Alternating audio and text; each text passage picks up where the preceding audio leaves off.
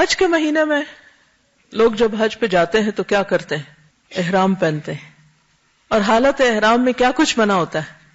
الحج اشہر معلومات فمن فرض فیہن الحج، یعنی احرام پہن کے فلا رفث ولا فسوق ولا جدال فی الحج، فسوق جدال سختی سے منع۔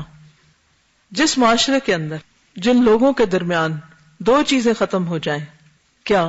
گناہ اور جدال، آپس کا لڑائی جھگڑا، تو وہ معاشرہ کیسا معاشرہ ہوگا؟ اگر کسی گھر کے اندر سے یہ دو چیزیں نکل جائیں، کون سی؟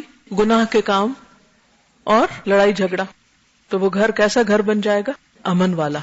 اسی طرح کسی شہر سے، کسی ملک سے جب یہ دو چیزیں نکل جاتی ہیں تو وہاں پر امن و امان ہو جاتا ہے۔ حج پر بھی اسی کی پریکٹس کروائی گئی۔ پھر حج سے واپس آؤ تو پھر بھی اپنی اس کیفیت کو برقرار رکھو، اس حرمت کا خیال رکھو۔ حرمت پامال ہوتی ہیں دو طرح سے، ایک اللہ کی نافرمانی کر کے اور دوسرے بندوں پر زیادتی کر کے، لڑائی جھگڑا اور فتنہ فساد کریٹ کر کے۔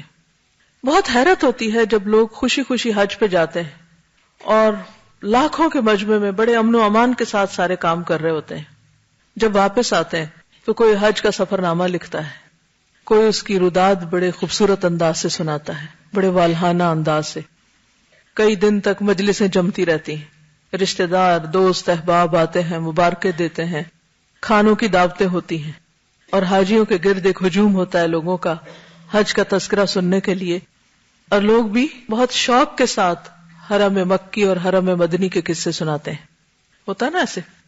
لیکن وہی لوگ اپنے گھروں میں ایک دوسرے کی عزت اور احترام نہیں کرتے، اپنے ملک میں ایک دوسرے کا ادب احترام عزت نہیں کرتے، چھوٹی چھوٹی بات پر دوسروں کے گلے پڑنے کو تیار ہوتے ہیں۔ حالانکہ حدیث میں آتا ہے المؤمن اکرم حرمتا من الکعبہ، مومن کی حرمت کعبہ سے زیادہ ہے۔ آپ کو وہ حدیث بھی یاد ہوگی جس میں آپ صلی اللہ علیہ وسلم نے یوم النحر پہ، یوم النحر کون سا ہوتا ہے؟ کون سا ذوالحج؟ 10 ذوالحج۔ اس دن میں خاص طور پر کیا فرمایا؟ آپ نے پوچھا ایو یوم ھذا ایو شہر ھذا، کہ لوگوں یہ کون سا دن ہے، یہ کون سا مہینہ ہے؟ تو لوگوں نے کیا کہا؟ حرمت والا دن اور حرمت والا مہینہ۔ یہ کہہ کے آپ نے فرمایا کہ لوگوں اللہ کے نزدیک مومن کی حرمت، تمہارے آپس میں مال جان اور آبرو کی حرمت تمہارے اس دن سے، اس جگہ سے، اس مہینے سے بڑھ کر ہے۔ کس کی حرمت؟ مومن کی۔ جب ہم کعبہ کا ذکر کرتے ہیں تو کیا کہتے ہیں؟ کعبہ شریف، اسی طرح حرم پاک۔ لیکن جب کسی مومن کا ذکر کرتے ہیں تو کس انداز میں کرتے ہیں؟ جب اس کو پکارتے ہیں، جب اس سے بات کرتے ہیں، جب اس سے معاملہ کرتے ہیں، پیٹھ پیچھے اس کا ذکر کرتے ہیں تو کس انداز میں کرتے ہیں؟ کیسے کرتے ہیں؟ عزت کے ساتھ، احترام کے ساتھ۔